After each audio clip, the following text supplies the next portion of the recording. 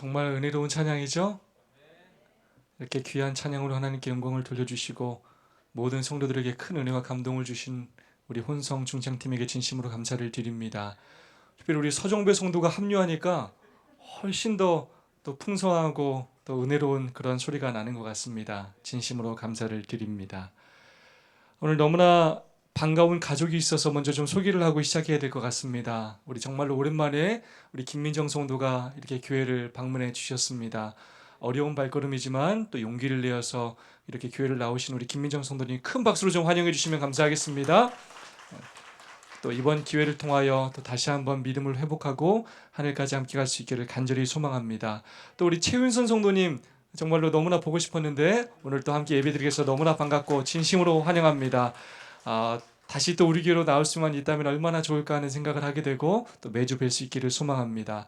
우리 뒤에 또 우리 김보홍 집사님 또 서울에 계시다가 다시 또 인천에 오셔서 교회 나오신 것 진심으로 환영하고 감사를 드립니다. 큰 박수로 환영해 주시면 감사하겠습니다.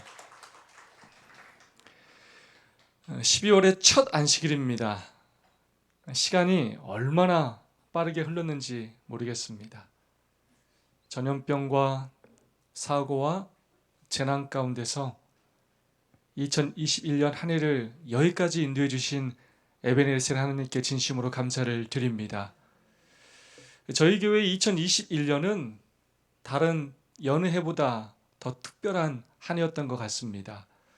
우리 성도님들의 그런 헌신과 합심된 마음으로 1층을 제외한 또 1층 로비와 2층, 3층 교회 리모델링도 했고 또 충청 앞에 장막 부흥회에서 저희가 또 안교 순서도 또 진행을 했습니다. 놀라운 축복과 특권 아닙니까? 그것뿐만 아니라 무엇보다 12월호 교회 지남에 표지에 그리고 커버 스토리에 저희 교회 소식이 실렸기 때문입니다. 다시 저희가 살아생전에 교회 지남 표지에 실릴 기회가 있을지 모르겠습니다. 이게 1년에 한 합회에 한 번 정도의 기회가 있는 것이기 때문에 이게 교회 수가 많기 때문에 그럴 기회를 얻는 것이 사실 쉽지가 않은데 하나님께서 또 축복을 주신 것 같습니다. 한 해 동안 우리 교회에 놀라운 축복을 주신 하나님께 진심으로 감사를 드립니다. 또한 한 마음으로 헌신해 주신 모든 성도들께 진심으로 감사를 드립니다. 여전히 부족하고 연약한 우리들이지만 우리가 함께 협력하고 또 헌신함으로 우리 교회가 사랑이 넘치는 더 좋은 교회, 한번 교회 오면 또 오고 싶은 그런 좋은 교회, 이웃들에게 사랑받고 칭찬받고 존경받는 그런 부흥하는 교회가 될 뿐만 아니라 늘 이웃들과 다른 교회들에게 나누고 베풀 수 있는 기회가 될 수 있기를 간절히 소망합니다. 이렇게 놀라운 은혜와 축복을 주신 하나님께 감사하면서 오늘도 옆사람과 사랑과 소망을 담아서 인사하고 시작하겠습니다. 하늘까지 함께 갑시다 라고 서로 인사해 주시면 감사하겠습니다.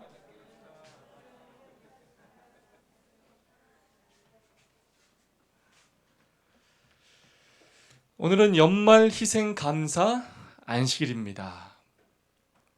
오늘 안교 시간에 얼마나 큰 은혜를 받았는지 모릅니다. 우리 성도 한 분 한 분이 이렇게 간증하는 모습이 얼마나 은혜가 되고 마음 깊은 곳에 울림이 되는지 모르겠습니다. 저는 저희 교회가 자랑스러운 것이 이렇게 이제 간증하는 일이 너무나 일상화돼서 우리 교회처럼 이렇게 많은 사람들이 안식학교 때 나와서 간증한 역사가 많지 않을 것입니다. 그만큼 두려움 없이 자신의 삶에 역사하신 하나님의 은혜를 간증하는 여러분의 모습에 참 많은 감동을 받았습니다. 연말에 맞이하는 이날은 어떤 날인가? 어떤 의미가 있는 날인가? 다시 한번 생각해 보았습니다. 첫 번째로 예수님의 희생에 감사하는 날입니다. 내가 내 죄로 죽어야 하지만 내 죄를 예수님께서 대신 갚아주심으로 그분께서 희생하심으로 내가 살게 되었음에 감사하는 날이 바로 오늘입니다. 특별히 1년의 삶을 돌아보면서 수없이 많은 죄 가운데 살았음에도 불구하고 나를 축복하시고 살게 하시고 새로운 기회를 주신 그 사랑과 은혜에 감사하는 날입니다. 이 가스펠의 가사가 생각이 났습니다. 송경민 씨의 은혜라는 찬양의 가사입니다. 내가 누려왔던 모든 것들이 내가 지나왔던 모든 시간이, 내가 걸어왔던 모든 순간이 당연한 것 아니라 은혜였소. 모든 것이 은혜, 은혜, 은혜. 한없는 은혜. 내 삶에 당연한 것 하나도 없었던 것을 모든 것이 은혜, 은혜였소. 아멘. 오늘 우리가 당연하게 여겨왔던 모든 것들이 다 하나님의 은혜입니다. 우리는 어쩌면 우리가 누리는 모든 것들을 너무나 당연하게 여기며 살아왔는지 모르겠습니다. 그것이 마치 내가 능력이 있어서, 내가 잘나서, 내가 성실해서 누리며 사는 것처럼 착각하며 살 때가 있습니다. 또 조금 힘든 일을 만나면 감사할 일이 하나도 없는 것처럼 여기며 살 때가 있습니다. 짧은 생애지만 저에게 올해는 제 생애에 있어서 가장 힘든 한 해였던 것 같습니다.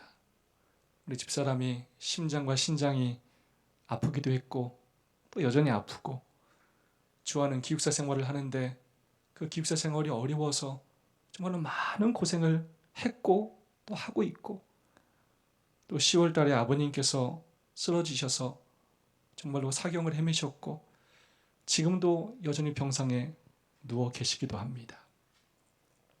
그런 어려운 문제들을 바라보고 생각하면 내 삶이 불행한 것처럼 생각될 수도 있지만, 조금만 더 깊이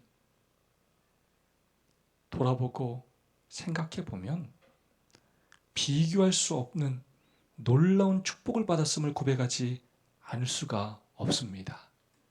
그런 가운데서도 하나님께서 얼마나 선하신 길로 인도하시고 축복하셨는지 고백하지 않을 수가 없습니다. 하나님께서 주신 은혜와 감사의 제목들에 비하면 내가 힘들다고 생각했던 일들은 그 넓은 바다의 모래알과도 같은 것들입니다. 우리가 당연하게 여기며 살았던 것들, 그러나 그 속에서 하나님의 손길을 발견하기만 한다면 하나님의 그 사랑과 은혜에 감사하지 않을 수가 없는 것입니다.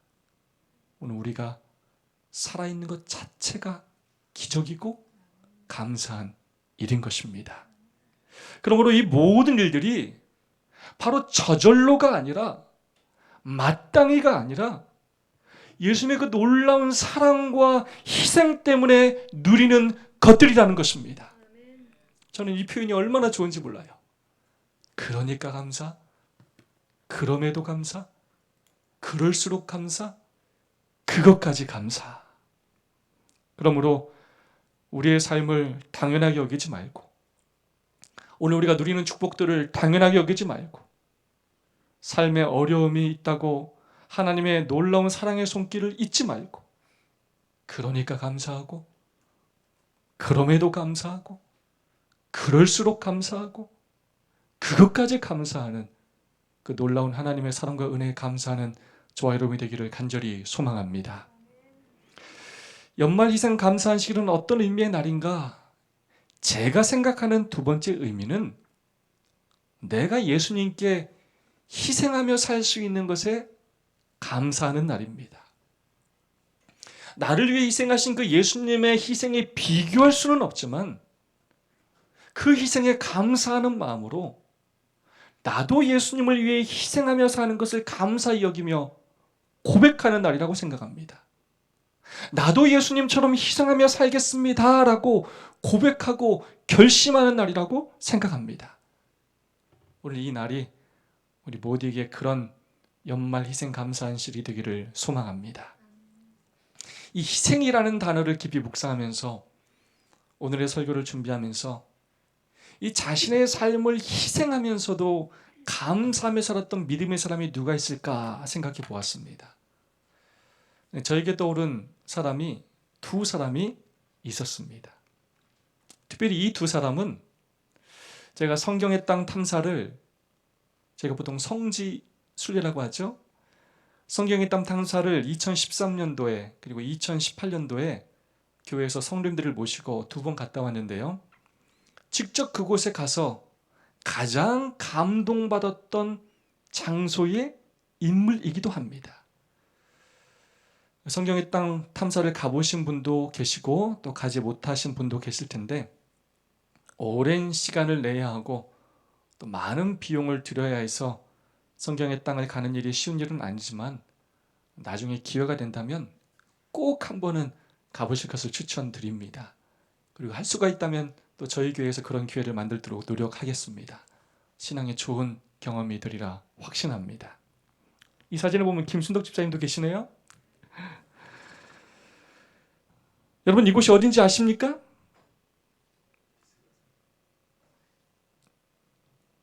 장모님이 이따 정답을 맞춰주셨네요. 바로 헤롯의 여름 별장으로 사용되었던 마케루스라는 곳입니다. 어디라고요? 마케루스. 유대인의 3대 요새가 있습니다. 마사다, 마케루스, 헤로디움. 그 3개의 요새 중 하나로 지금은 요르단이라는 나라 안에 속해 있습니다. 사해의 동쪽에 위치하고 있습니다. 그럼 이곳은 성경의 인물 누구와 여러분 관련된 곳일까요? 바로 침례요한과 관련된 곳입니다. 지금 저기 보이는 동굴이 침례요한이 투옥되어 있다가 목이 잘려 순교한 곳입니다. 그곳으로 추정되는 동굴 앞에서 제가 사진을 찍은 것입니다. 이와 관련된 성경절을 한번 읽어보도록 하겠습니다. 마태복음 14장 3절로 11절의 말씀입니다. 전에 헤롯이 그 동생 빌립의 아내 헤로디아의 일로 요한을 잡아 결박하여 옥에 가두었으니 이는 요한이 헤롯에게 말하되 당신이 그 여자를 취한 것이 옳지 않다 하였음이라. 헤롯이 요한을 죽이려 하되 민중이 저를 선지자로 여김으로 민중을 두려워하더니 마침 헤롯의 생일을 당하여 헤로디아의 딸이 연석 가운데서 춤을 추어 헤롯을 기쁘게 하니 헤롯이 맹세로 그에게 무엇이든지 달라는 대로 주겠다 허락하거늘 그가 제 어미의 시킴을 듣고 가로되 침례 요한의 머리를 소반에 담아 여기서 내게 주소서 하니 그렇게 어이없게 침례 요한이 죽은 곳이 그 사건이 일어난 곳이 바로 이 마케루스입니다.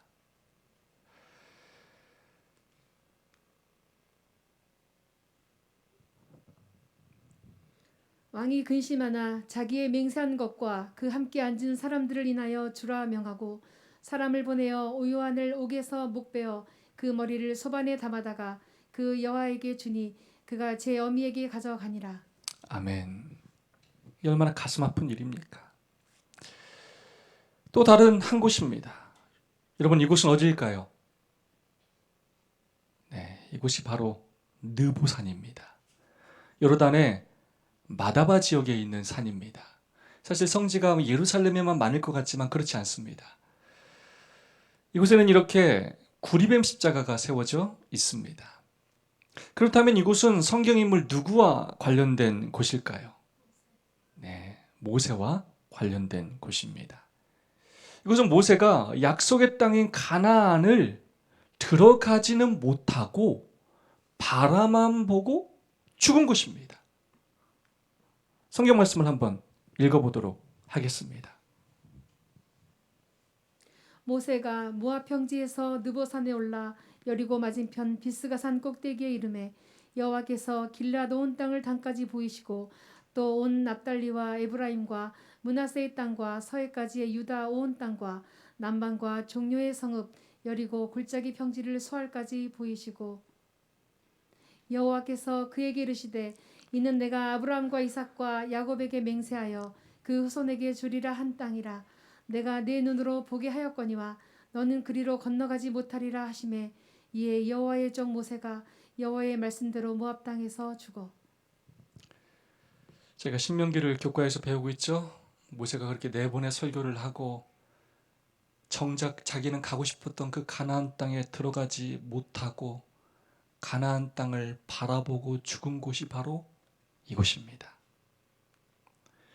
마케루스와 느보산. 사실 이 두 곳에서 감동받기 전에 침례 요한과 모세의 죽음을 생각할 때 너무나 가슴이 아팠습니다. 이런 아쉬움과 안타까움이 든 것이 사실이었습니다. 하나님께서 침례 요한을 그냥 살려주시면 안 되었을까? 예수님의 오심을 준비했던, 예수님만 높였던 그 충성된 종을 왜 그렇게 허무하게 죽도록 내버려 두셨을까? 왜 한 번도 구출하려고 노력하지 않으셨을까? 왜 한 번도 옥에 직접 방문하지 않으셨을까? 모든 것을 다 하실 수 있는 분께서 왜 그렇게 침례 요한에게 그렇게 매정하게 그러셨을까? 왜 30대 초반밖에 되지 않은, 살아있다면 너무나 많은 일을 할 수 있었던 그 젊은 종을 왜 그렇게 허무하게 죽도록 내버려 두셨을까?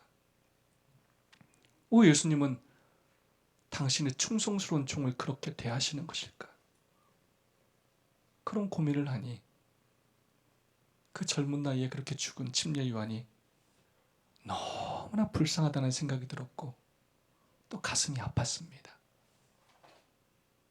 모세도 마찬가지입니다.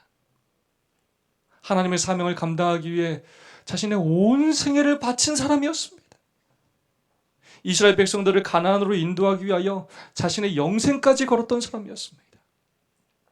애굽의 그 왕 자리를 포기하고 그 불평불만이 가득한 이스라엘 백성들을 인도했던, 자신의 영생까지 걸어가면서 그들을 가나안 땅으로 인도하려 했던 온유한 지도자였습니다.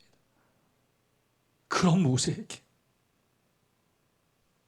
그가 그토록 가고 싶었던 그 가나안 땅을 바로 눈앞에 두고 차라리 보여주지는 말지, 그 땅을 눈앞에서 보여주기만 하시고 느보산에서 죽게 하셨습니다. 바로 눈앞에서 죽게 하셨습니다.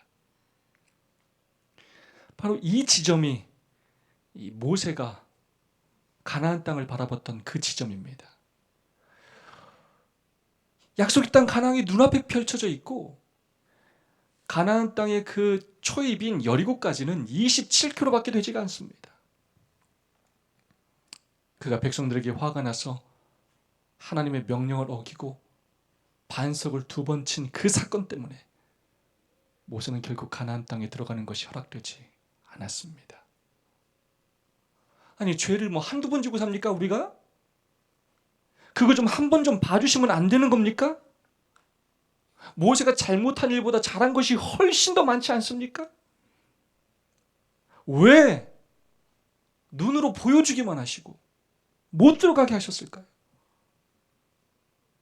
오늘 우리들의 죄를 생각할 때 너무나 두렵고 떨리는 일이 아닙니까? 그렇게 눈으로 보여주기만 하고 못 들어가게 하시는 건 모세를 더 가슴 아프게 하지 않았을까요? 얼마나 섭섭했을까요? 얼마나 아쉬웠을까요? 왜 하나님은 당신의 충성스러운 종을 이렇게 대하시는 것일까? 하는 생각이 들었습니다. 그래서 이 두 사람의 죽음을 그곳에서 정말로 깊이 묵상하면서 너무나 가슴이 아팠습니다. 제 마음도 이런데 그들의 마음은 어땠을까? 묵상하게 되었습니다. 그때 그곳에서 그들은 어떤 마음을 가졌을까? 그런데 침례 요한과 모세는 전혀 그런 마음을 갖지 않았습니다.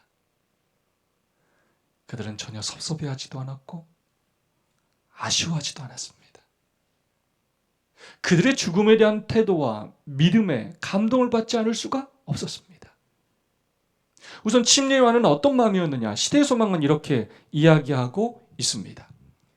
요한은 자기의 제자들이 자기를 위한 사랑 때문에 예수에 대한 불신을 마음에 품고 있는 것을 보고 염려하였다. 침례 요한은 그리스도에 대한 자기의 믿음을 버리지 않았다. 감옥에서도 광야에서 하나님의 기별을 전하던 때와 같이 하나님께 대한 충성과 의에 대한 그의 열성에는 변함이 없었다. 그는 원칙에 충실함으로 바위처럼 견고하였다. 그는 이제 그리스도의 사명의 본질에 대하여 더욱 명백히 깨달았으므로 그가 사랑하던 사업의 최선의 유익을 위하여 살든지 죽든지 자신을 하나님께 굴복시켰다. 아멘. 침례 요한의 제자들은 이런 일을 보고 예수님을 원망하고 불평하였습니다. 그러나 침례 요한은 그렇게 하지 않았습니다. 슬퍼하지 않았고 억울해하지 않았고 원망하지 않았습니다. 그의 믿음은 변함없었습니다. 오히려 예수님의 고난에 동참하는 것을 기뻐했습니다. 예수님을 위해 희생하는 것을 특권으로 여겼습니다. 젊은 나이에 죽지만 그럼에도 불구하고 감사했습니다. 사나 죽으나 자신을 하나님께 굴복시켰습니다. 모세도 마찬가지였습니다. 모세는 자기가 홀로 죽어야 함을 알고 있었으며 세상의 어떤 친구도 그의 임종 시간에 그를 도와주도록 허락되지 않았다. 그의 앞에 놓인 장면은 신비하고 장엄하였으며 그 장면은 그의 마음을 위축시켰다. 가장 쓰라린 시련은 그가 보호하고 사랑하던 백성, 그의 관심과 생명이 그처럼 오랫동안 연합되었던 백성에게서 떠나는 일이었다. 그러나 모세는 하나님을 신뢰하는 법을 배웠으므로 의심 없이 믿음으로 자기 자신과 그의 백성을 하나님의 사랑과 자비에 의탁하였다. 아멘. 그러한 순간에도 그는 누굴 걱정했다고요? 이스라엘 백성을 걱정했습니다. 자기를 연민하고 동정하지 않았습니다. 구전서 476페이지 말씀입니다.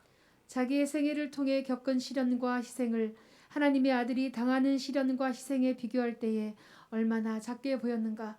지극히 크고 영원한 영광과 비교할 때에 얼마나 가벼웠던가. 모세는 그가 비록 적은 분량이지만 그리스도의 고난의 동참자가 되도록 허락해 주신 것을 몹시 기뻐했다. 아멘. 이 얼마나 감동적인 신앙입니까? 모세는 전혀 섭섭해하지 않았습니다. 하나님, 나 가고 싶어요. 하며 자신의 길을 주장하지 않았습니다. 그것을 당연히 받아야 할 자신이 지금까지 헌신한 것에 비하면 내가 마땅히 받아야 될 축복이라고 주장하지 않았습니다. 분명히 아쉽고 분명히 섭섭할 수 있었는데 하나님을 향한 그 믿음을 저버리지 않았습니다. 나에게 가장 좋은 것을 주시고 가장 선하신 길로 인도하신다는 그 믿음을 저버리지 않았습니다. 이렇게라도 하나님의 고난에 동참하는 것을 그는 기뻐하였습니다. 그리스도의 고난에 동참자가 되도록 허락해 주신 것을 몹시 기뻐했다. 그 순간에도 그는 자신의 걱정을 하지 않았습니다. 오로지 이스라엘 백성들의 걱정이었습니다. 하나님을 의심하거나 원망하지 않았습니다. 오히려 예수님의 고난에 조금이나마 동참할 수 있게 된 것에 기뻐하였습니다. 침례 요한과 모세는 슬퍼하며 원망하며 죽은 것이 아니라 예수님의 고난에 동참하는 것을 기뻐하며 감사하며 죽었다는 것입니다. 이것을 순교라고 하는 것입니다. 불평불만하며 어쩔 수 없이 살다가 어쩔 수 없이 죽는 것 말고 예수님의 고난에 동참하는 것을, 희생하는 것을 기뻐하며 감사하며 죽는 것을 순교라고 하는 것입니다. 이 얼마나 감동적인 믿음이요, 아름다운 삶이요, 아름다운 죽음입니까? 어떻게 침례 요한과 모세는 그런 믿음을 가질 수 있었을까요? 저희 개인의 삶을 생각해 볼 때 정말 쉽지 않다는 것을 고백하지 않을 수가 없습니다. 어떻게 그런 마음을 가질 수 있는지 고민되지 않을 수가 없었습니다. 근데 그 답이 선지자의 글에 기록되어 있습니다. 시대수망 224페이지 말씀입니다. 요한에게 기적적인 구출은 허락되지 않았을지라도 그는 버림을 당하지 않았다. 그에게는 항상 하늘의 천사들이 동무가 되어주었다. 그들은 그에게 그리스도에 관한 예언들과 성경 말씀의 귀중한 허락들을 공개하여 주었다. 이것이 그의 지주였으며 이것은 또한 미래의 시대를 통하여 하나님의 백성들이 의지할 지주가 될 것이었다. 아멘. 하나님께서 뭘 보여주셨다고요? 미래의 일들을 예언을 보여주셨습니다. 앞으로 어떤 일들이 일어날지를 침례 요한에게 보여주셨다는 것입니다. 부조전인사 477페이지의 말씀입니다. 모세는 그리스도께서 영광 중에 재림하시고 죽은 의인이 부활하여 영원한 생명을 얻고 살아있는 성도들이 죽음을 보지 않고 변화하여 다 함께 즐거운 노래를 부르면서 하나님의 도성으로 승천하는 것을 보았다. 아멘. 하나님께서는 침례 요한과 모세에게 장차 미래의 모든 사건들을 다 보여주셨습니다.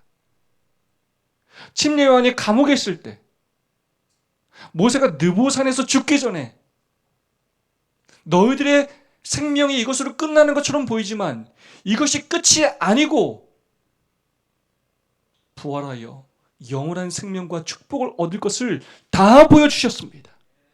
예수님께서 선악과의 대쟁투에서 마침내 승리하실 것을, 예수님께서 십자가에 돌아가실 것을, 그리고 부활하실 것을, 그리고 마침내 심판하시기 위하여 재림하실 것을 눈으로 보았다는 것입니다. 의인들이 마침내 무덤에서 부활하여 썩지 않을 영원한 몸으로 변화될 것을 눈으로 보았다는 것입니다. 자신들의 그 미래를 눈으로 보았다는 것입니다.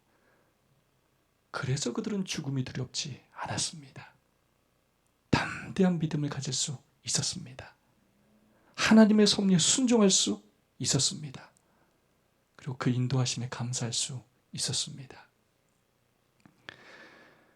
이 말씀을 준비하면서 제 마음에 가장 큰 감동을 준 말씀은 바로 이 말씀입니다. 다 함께 한번 읽어볼까요? 그리스도를 시작. 그리스도를 따르는 모든 자들은 희생의 면류관을 쓸 것이다. 아멘. 내가 하나님의 뜻대로 산다고 노력하는데도, 내가 다른 누구보다도 열심히 헌신하고 봉사하며 살았음에도 불구하고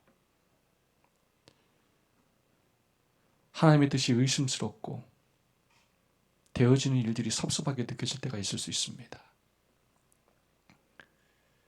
내가 그렇게 믿음대로 살려고 발버둥 침에도 불구하고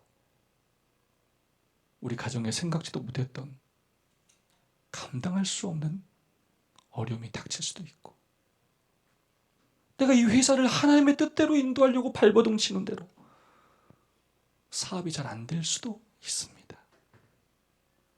앞길이 캄캄해 보이고 정말 피할 길이 없어 보일 수 있습니다. 하나님은 과연 살아계신가 하는 생각이 들 때가 있을 수 있습니다. 침례 요한과 모세의 죽음처럼 아쉽고 섭섭하고 이해되지 못하는 일이 있을 수 있습니다. 나는 충성스럽게 봉사했음에도 불구하고 내 앞길에 고난과 시련이 닥칠 수 있습니다. 모세와 침례 요한처럼 정말 내 곁에는 아무것도, 어떤 사람도 없는 것처럼 느껴질 수도 있습니다. 둘 다 홀로 죽음을 맞이해야 했습니다. 그러한 때라도 우리 역시 믿음을 저버리지 말아야 합니다. 우리 또한 미래의 모든 예언들을 알고 있습니다. 우리에게 그 예언들을 다 보여주셨습니다. 마침내 예수님께서 재림하실 것이고 당신의 사랑하는 종들을 부활시키실 것입니다. 하나님을 위해 수고하고 헌신한 모든 종들을 죽음에서 건져내실 것입니다. 하나님은 당신의 종들의 수고와 헌신을 단 한순간도 잊지 않으십니다. 반드시 몇 배, 몇십 배, 몇백 배의 축복으로 대갚아 주시는 분이십니다. 그렇게 감옥에서 죽임을 당했으나 침례 요한은 천국에서 가장 큰 자라는 인정을 받았고, 모세는 죽음 후에 곧바로 예수 그리스도를 통하여 그를 부활시켜 주셨습니다. 모든 것을 기억하고 계시며 모든 것을 가장 좋은 방법으로 갚아주실 것입니다. 그러므로 의심스러워 보이고 눈앞이 캄캄해 보인다 할지라도, 그러한 순간이라 할지라도 절대로 믿음을 버리지 말아야 합니다. 그러니까 감사하고, 그럼에도 감사하고, 그럴수록 감사하고, 그것까지 감사해야 합니다. 이 일을 통한 우리를 향하여 깨닫게 하시고 나타내시기 위한 하나님의 특별한 뜻이 있음을 우리는 기억해야 합니다. 예수께서는 당신의 종을 구해내시려고 개입하지 않으셨다. 예수께서는 요한이 그 시험을 견뎌낼 것을 아셨다. 후년에 감방에서 죽음을 당할 수다한 사람들을 위하여 요한은 순교의 잔을 마셔야 하였다. 예수를 따르는 자들이 외로운 녹중에서 신음하고 칼이나 고문대나 화형주에서 죽임을 당하여 겉으로는 하나님의 사람에서 버림을 당한 것처럼 보일 때에 그리스도께서 친히 그의 충성됨을 증거하셨던 침례 요한도 그와 유사한 경험을 겪었다는 생각에 그들의 마음이 얼마나 든든함을 느낄 것인가. 아멘. 예수님은 침례 요한을 통하여 예수님처럼 사는 것이 무엇인지를 모본을 보여주시기를 원하셨습니다. 그리고 예수님은 침례 요한의 그런 삶을 통하여 위로받으셨고 힘을 얻으셨고, 온 역사를 통하여 침례 요한을 모본으로 보이시며 우리 또한 격려받고 위로받기를 원하신다는 것입니다. 우리는 세상에서 복 많이 받고 잘 먹고 잘 살기 위해서 부름을 받은 사람들이 아닙니다. 남들보다 돈 더 많이 벌어서 더 큰 집에서 더 좋은 차 타며 더 많이 놀러 다니며 그렇게 살도록 부름을 받은 사람들이 아닙니다. 그것을 위해 우리의 시간을 사용하고 피와 땀을 흘리며 살 사람이 아니라는 것입니다. 우리는 예수님께서 걸어가신 길을 걸어가도록 부름을 받은 사람들입니다. 희생의 면류관을 쓰도록 부르심을 받은 사람들입니다. 예수님을 위하여 희생받는 것을 기쁨과 감사로 여기며 살도록 부르심을 받은 사람들입니다. 오늘날 많은 기독교가 기복신앙으로 복받기 위하여 하나님을 믿지만 우린 그것을 위하여 부름을 받은 사람들이 아닙니다. 사명을 위해 우리의 모든 것을 바치도록 부름을 받은 사람들입니다. 이 땅이 아니라 하늘의 소망을 두며 그렇게 살도록 부름을 받은 사람들이라는 것입니다. 그러므로 이 세상 사람들이 이해하지 못해도, 또 이 전염병으로 인하여 우리의 믿음과 신앙을 비난하고 욕하고 핍박한다 하더라도, 그러면서 때로 하나님의 섭리가 이해되지 않는다 할지라도 포기하지 말고 끝까지 이 사명의 길을 가야 합니다. 예수님께서 걸으신 길을 걷는다는 그 기쁨과 행복으로 희생의 면류관을 써야 합니다. 우리에게 이 땅에서 이런 삶이 끝이 아니라 또 다른 삶이 준비되어 있음을 믿고 이 사명의 길을 끝까지 가야 합니다. 우리의 믿음의 삶이, 우리의 희생의 삶이 후대의 교훈이 될 것입니다. 우리의 자녀들에게 그대로 전승될 것이고 우리 후대의 사람들에게 본이 될 것입니다. 이 땅에서 희생의 면류관을 쓴 사람들만이 저 하늘에서 마침내 영광의 면류관을 쓰게 될 것입니다. 예수님께서 걸어가신 그 길을, 침례 요한과 모세가 걸어갔던 그 길을 우리 주님 오시는 그날까지 기쁨과 감사와 행복으로 손잡고 함께 걸어가는 우리 인천세전서 하늘가족이 되기를 진심으로 간절히 바라면서 오늘 말씀을 마치겠습니다. 두 분씩 짝을 지어서 오늘 4분 동안 받은 은혜를 나누고 결심하는 시간을 갖도록 하겠습니다. 우리 혼자 계시는 분이 없도록 두 분씩 꼭 짝을 지어주시고 함께 말씀을 나눠주시기를 부탁드리겠습니다. 우리 김병찬 부부, 우리 오성 장로님 그렇게 하시고 또 박지혜 청년 함께 해주시면 감사하겠습니다.